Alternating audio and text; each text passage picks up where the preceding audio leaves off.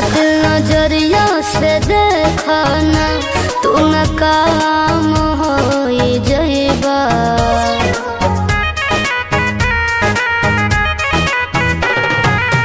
कातिल नजरिया से देखा ना तू न काम हो जइबा। राजा जाम के चक्कर में बदनाम हो जइबा। राजा जाम के चक्कर में बदनाम हो जइबा।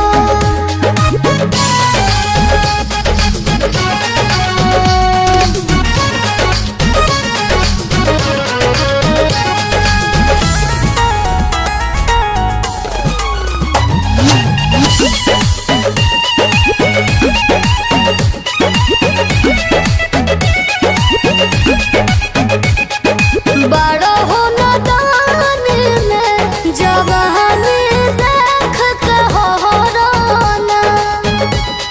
ई बहादुर हरिया हो तुई हमारे दर ठहराना।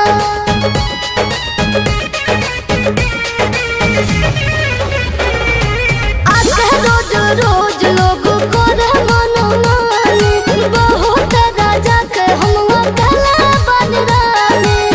धन सब क्षण में लुटा जाए तू नीलाम हो जइबा।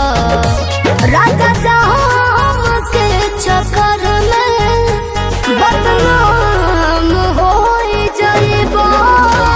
राजा जाम के चक्कर में बदनाम हो जइबा।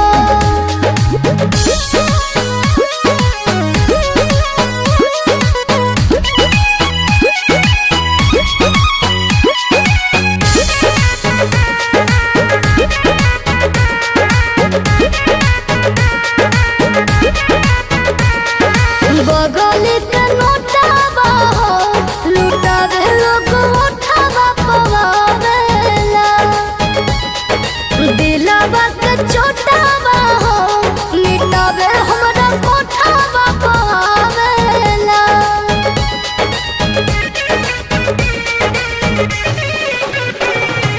गम के लगो